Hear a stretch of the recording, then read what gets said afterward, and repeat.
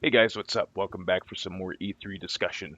We're going to talk about Rise of the Tomb Raider now, another game that I'm looking forward to that's coming out later this year for the Xbox One uh, for an exclusive amount of time before it moves to other consoles, which we'll talk about that in a second. Uh, the trailer and the gameplay that they showed looks good. I mean, I'm not going to lie, it looks like more of what we had in the 2013 game. Jonah's back.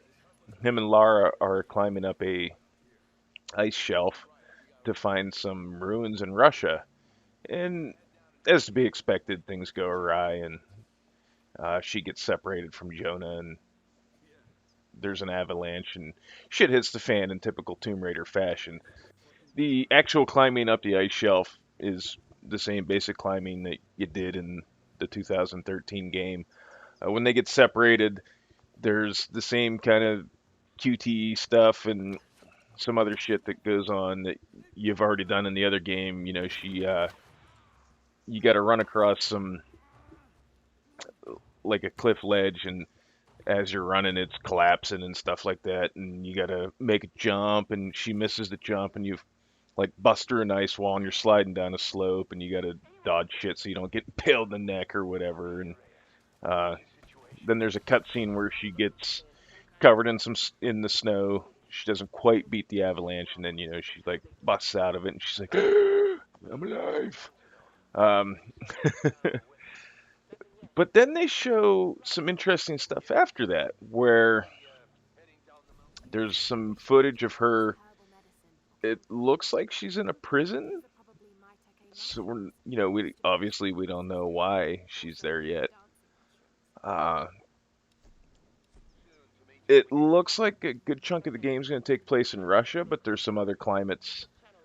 She is in a more like southern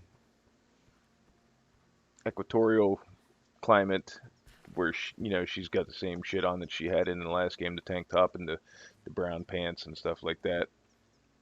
The environments looked spectacular. The aforementioned warmer stages, like they feel warm. They got like a glow about them. Um, a lot of golds in those couple shots, and like just kind of like that.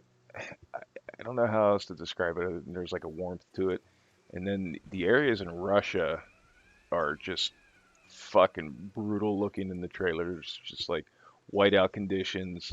They put a lot of work into the texture work for the ice, especially. It looks pretty convincing, actually.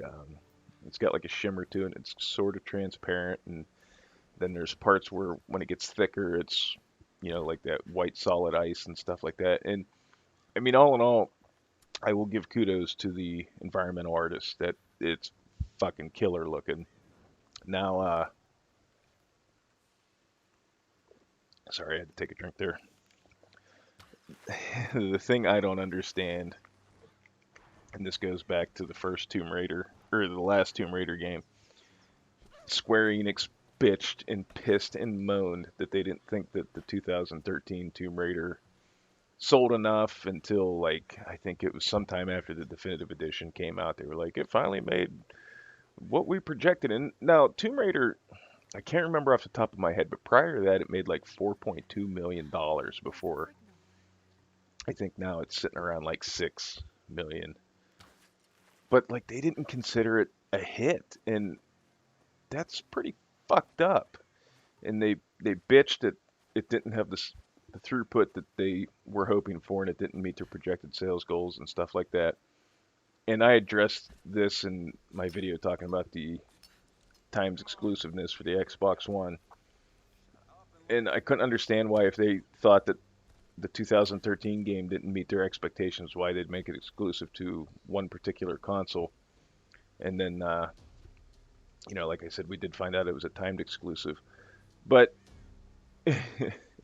for some reason, they decided to release it on November 10th of this year, which is the same fucking day that Fallout 4 comes out.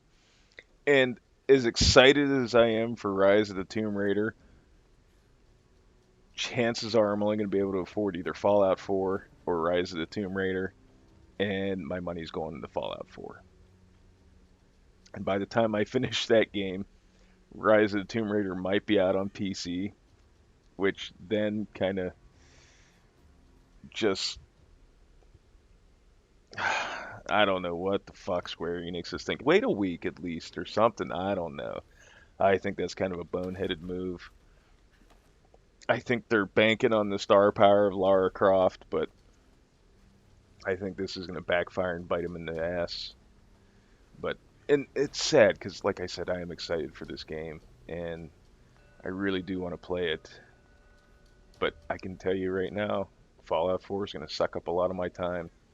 So I don't even know if it's worth plopping down the money for Tomb Raider when it comes out because it'll just sit there and collect dust till I'm done with Fallout.